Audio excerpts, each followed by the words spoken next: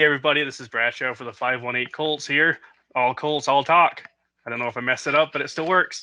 Alrighty, thank you very much. We got my buddy McNeil, who has been on here before. He is a Niners fan. Hey. Then we got Kevin, who is a Giants fan. And we got Chance, who is still the Jets fan. What's up, guys? See, I won't make any jokes about Chance being a Jets fan because you know what? They beat the Titans where the Colts did not, and the Colts tried twice. That's true. They lost in freaking overtime where the Jets won in overtime.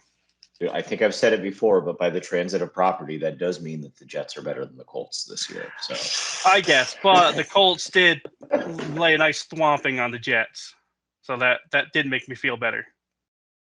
Yeah, but the Jets beat the Titans though, so technically. I can't argue. It's all I got, man. Okay, yeah.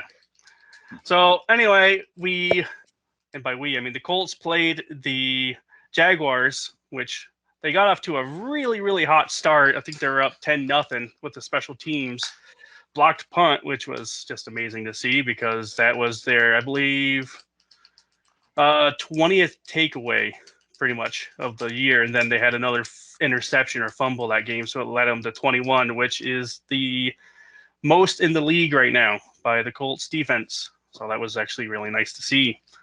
Then we had your boy Jonathan Taylor record his, I believe, 7th game with 100+ yards, which every time they run for 100+, they have won. I think I was talking to Kevin about this last week, is that their only losses came when Taylor ran for maybe 60, 70 yards and where Carson Wentz was throwing for 35, 40 times a game.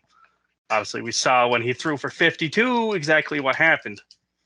You got away from what happened. You got away from what the coach wants to do. He wants to run the ball.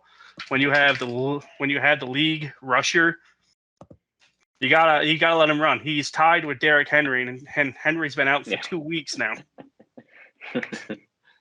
Which is absolutely incredible when you think about how far ahead Derrick Henry was. That it's taken John 2 weeks to catch him. I know when I checked, he was 200 and I believe 89 yards ahead of everybody before he got hurt.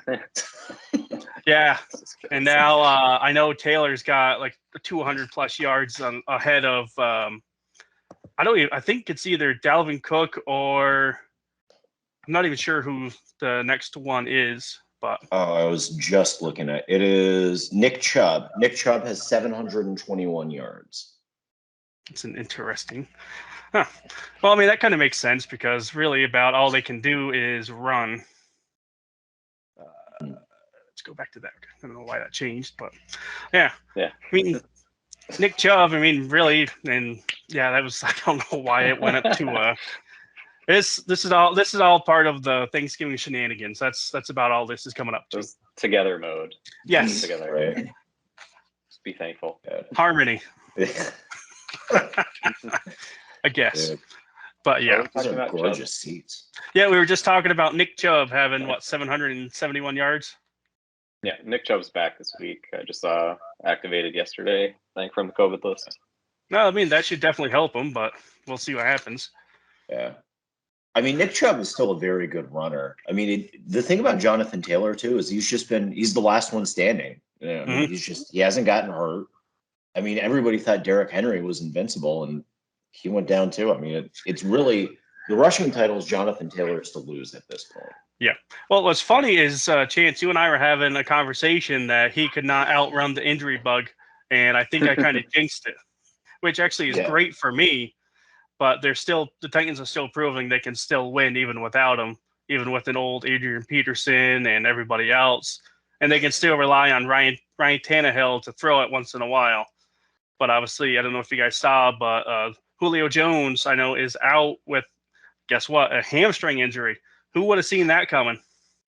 Yeah, he hasn't been effective all year anyways. So No. I don't think they're going to miss him at this point, the way they're playing, the way I guess their defense is playing. That's been their big surprise. I think that defense is going to be as dominant up front this year. Well, I know the front four has been able to stop the run, but it's just when you get into the linebackers and the secondary where they're kind of spotty here and there.